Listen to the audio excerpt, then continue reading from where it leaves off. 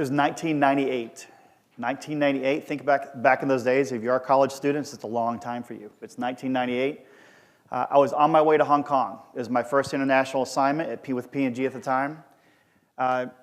Transitioning to Hong Kong, it's kind of a different world from, at that time, Cincinnati, Ohio, right? It's across the pond. But one thing that was interesting is that when I knew I was transitioning into that, everyone had cell phones. Not a car phone, not a bucket phone. Everyone had cell phones. And I can remember to this day buying my very first Nokia 6110. Anyone remember that, those Nokias? They were bricks, right? But you could throw it through a window, through a wall, right? You could step on it. But I'm telling you, the antenna was amazing. The battery life was fantastic. And there were 3 games. I love Snake. You can make the snake go around like that. It was fantastic. It was fantastic. But that phone, regardless of any country I was going to in Asia, it just worked, right? It was a machine. Now, at that time, again, 1998, cell phones coming in, Nokia was the machine, right? They were the primary guy driving cell phones. As a matter of fact, in around the 2007 timeframe, Nokia was still the #1 seller of cell phones, mobile phones, in the world. We have to think about what happened in 2008 or so. Smartphones started to come along, right? I remember that I switched to my Nokia 5110, smaller, that was running on Windows Mobile. It was the rage too, right? Fantastic, right? It's a fantastic phone, fit in my pocket, really, really small. And then you think through that and you look at where we are today. How many folks here would have a Nokia phone? You have to pause on that one, right? So there was a shareholder meeting that happened in around 2012. I was with Nokia. A few of you guys have seen odds and ends things posted about this on LinkedIn and other things. But the shareholders were there, and there was this big engagement between Nokia and Microsoft. And they were trying to explain what happened because they went from 55% market share down to 3%.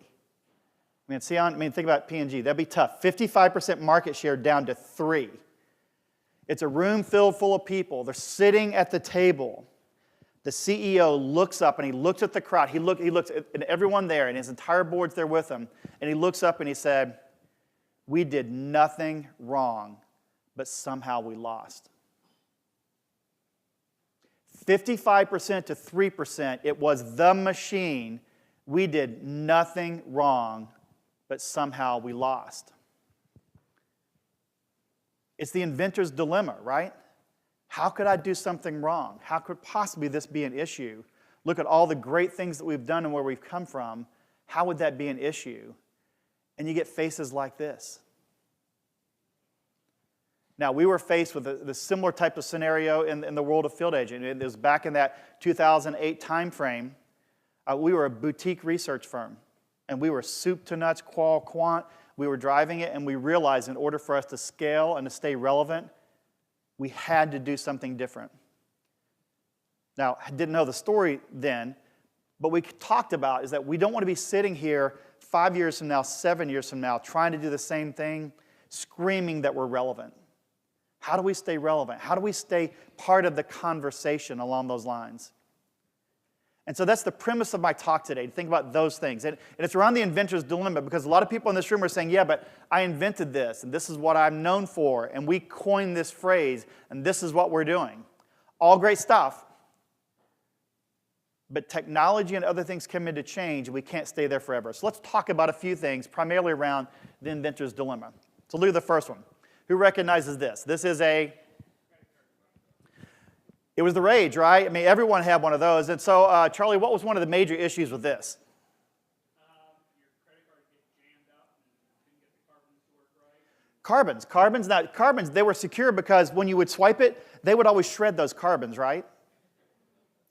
Highly secure. Now, could you buy one of these on eBay or Craigslist? No, because you had to become PCI compliant. If you did not become PCI compliant, you couldn't even get one of these. You couldn't even register, and you had to make that happen in order to handle the transactions. And that's the way we did commerce for quite a while. Now, when I first started my career, it was all about the Diners Club International. Okay, now, I'm that old. Diners Club International, MasterCard, that's nothing. It's not accepted in enough restaurants and hotels. American Express, you're kidding me. You can't even use it globally. That was the rage. It was driving. So think about first credit cards happening and how things are transitioning. And then this little thing happened. This is called a Square. And today, how many people here are still swiping credit cards on the old Carbon? Right? Now, in order to get one of these, do you have to become PCI compliant? Whoa, wait a minute now. You mean to tell me that you would swipe your credit card on one of these and not feel good that someone has been certified by a bank or something, right? You guys do that? Really? You know, my son is a drummer in a metal band. He's on tour right now, by the way, just left Louisville.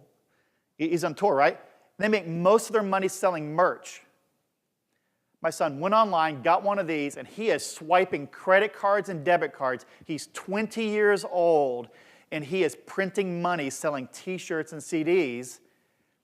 And he isn't authorized, he wasn't trained, he doesn't know anything. But if you were the manufacturer of carbon paper and the little swiper, you invented that, you're in trouble, right? Because intuitively, you would never swipe your card in that, right? No way you would ever go do that. Let's play it out a little bit further. This is, now we all laugh about that, right? But remember, Blockbuster in their heyday around 2007 had about 60,000 employees, 9,000 doors. They invented this, right? In the mid-'80s, they invented the concept of going in and renting a VCR, a VHS tape, right? But what do you think their classic mistakes were? What was their core mistake at around 2008, 2009? And they had a chance to buy Netflix in what year? 2000. For $30 million. 7 years prior to their heyday, 8 years, 10 years before they went under, they had a chance to buy this fledgling little thing. Because you know what their point was? Is that you've got to be kidding me. Why would you do this? Because you want to come into our stores where our trained expert 18-year-old kids can tell you about the important movie to buy. You would never be able to buy it online, right? Oh my goodness, why would you ever do that? And then how would we be able to tell you what's important and the good movies, and how would you buy your popcorn? Because it's right there as you check out. The inventor's dilemma got them. This piece, Kodak, right? So what was the downfall? What was the downfall of Kodak? Who invented the digital camera? Kodak.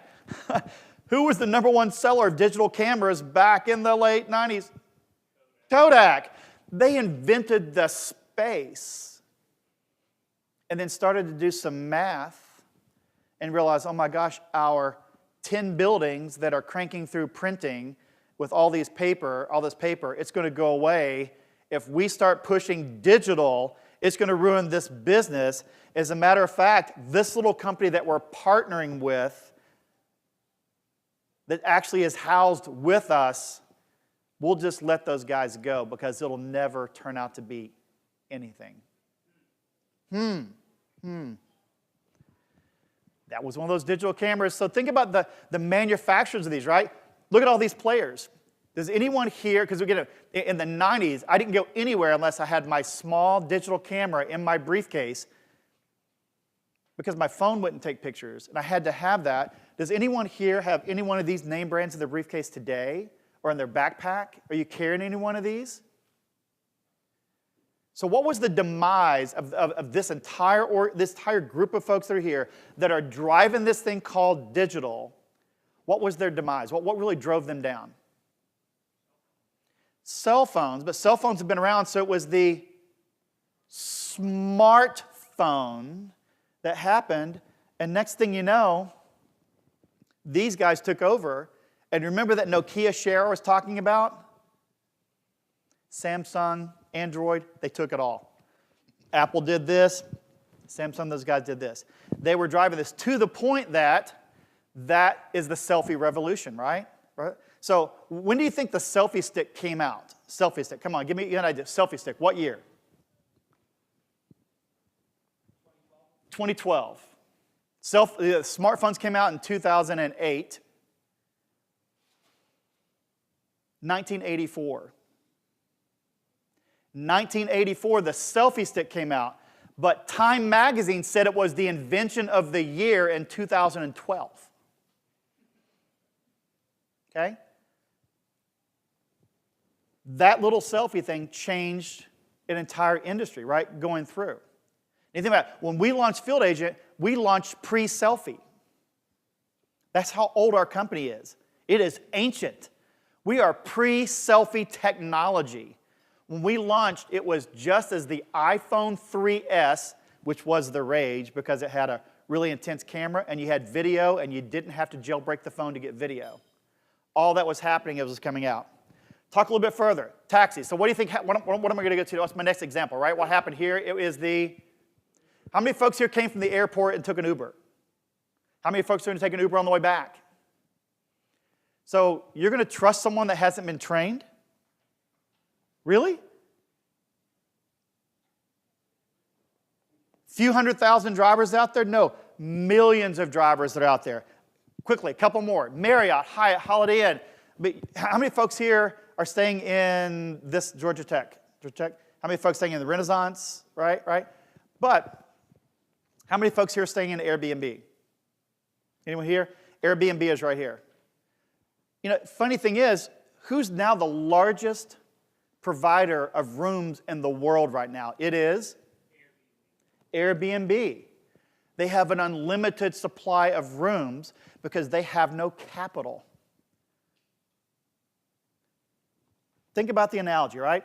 So what does it mean for me? This is really, really important for everyone in the room. Again, these are all examples that you've seen and you've talked about, but there's not one person in this room, whether you are a manufacturer, a supplier, client side, whether you're an agency, provider, or tech, that isn't dealing with the exact same question, what does this mean to me? How can I take this concept and apply it to my business today? And I'm going to tell you, these are all branded logos of people that are outside this room, up and down these halls. You are naive to think that you're going to be able to continue with whatever business you have without some sort of engagement in new technology, new partnerships, something along those lines. And I give you my example. Again, we launched in late 2009, actually formally launched in April 2010. We were the very first app that used PayPal. I mean, we were shut down twice by PayPal and thought we were laundering money because we were doing so many transactions on PayPal.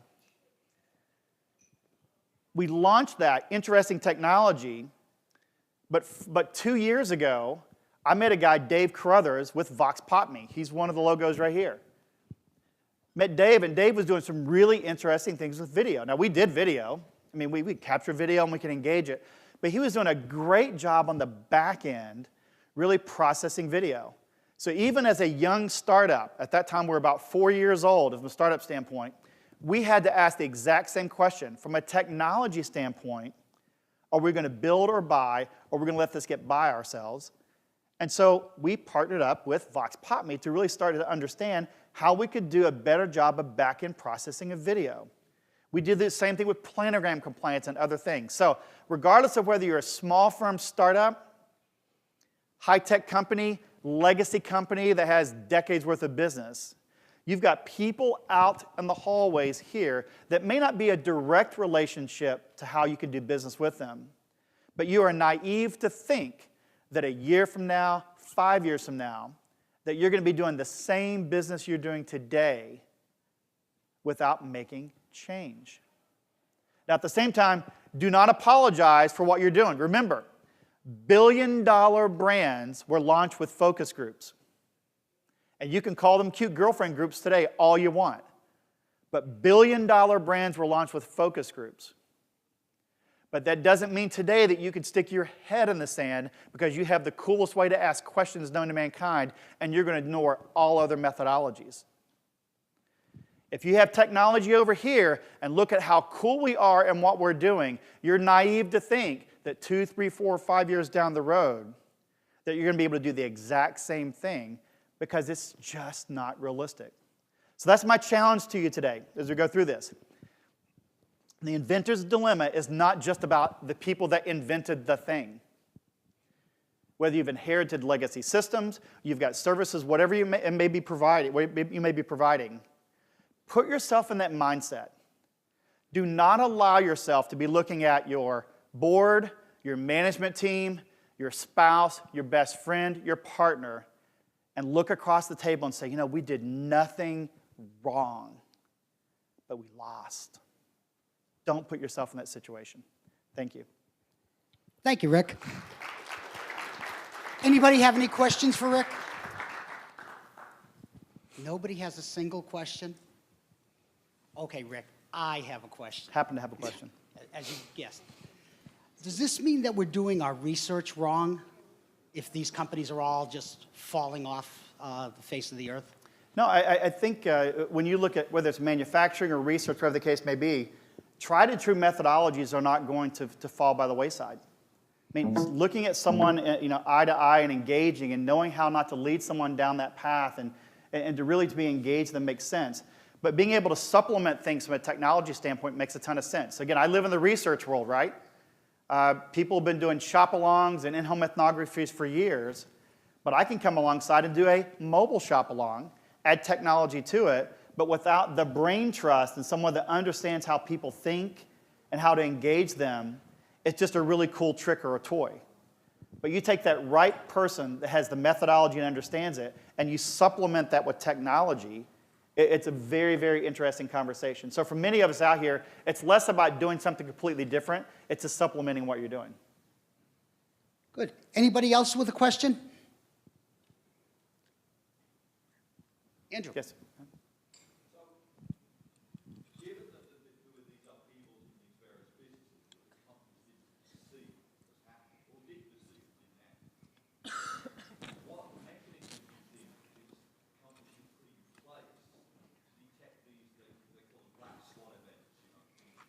Right. Right. For us, I'll talk about primarily for smaller businesses out there, that $100 million business, $200 million business that's out there, it's really difficult if you're the inventor to allow anyone to call your baby ugly. Right? You've all heard that joke, right? Oh, I don't call my baby ugly. You can't go do that. So it's really difficult to put yourself in a position that you're not surrounded by yes people. Larger publicly traded, and again, we use large publicly traded examples, have a little bit of an issue with a board kind of pushing back on that, but we find it very, very refreshing. And I do a little bit of coaching on the side, and I always coach people is that you've got to find people in like or similar industries that you can trust to have really hard conversations because they simply see things. And you guys know that, right? You've got friends and businesses you work with, and you leave a meeting and you're like, oh man, I'm telling you, there's no way that's going to work. But none of us probably make the decision to walk back in and look across the table and say, listen, here's my perspective. This is what I see. I mean, I see this happening to you. So it is a little bit of that baby ugly thing that we have to go do, and all of us fall short in that. What's next for for us, it relates to that engagement, that moment of truth. We talk about that shopper journey often on that pre-shop, shop, and post-shop aspect of it. And if you look at some of the key companies that are out here today, it's really beginning to take that video aspect that we're talking through and to see much more of the facial engagement to be able to pull from that. And that's much more difficult, but it's becoming more realistic for us. So that's one piece that we're driving. The other aspect of it for us, there's this huge blending, I don't want to say blending, but desktops are kind of going away. I mean, if you look at the Hispanic community alone, probably 60-70% of that Hispanic community is all mobile driven today. So we're getting more and more requests to do more traditional types of things, and we really have to understand from a capacity standpoint how we can really drive that home and what that looks like for us. So those are kind of two aspects for us, that facial engagement kind of thing and that big mass over here. And the big mass is kind of scary. We've got to decide if we want to go down that path. Okay, thanks, Rick. Right, thank you. We appreciate it.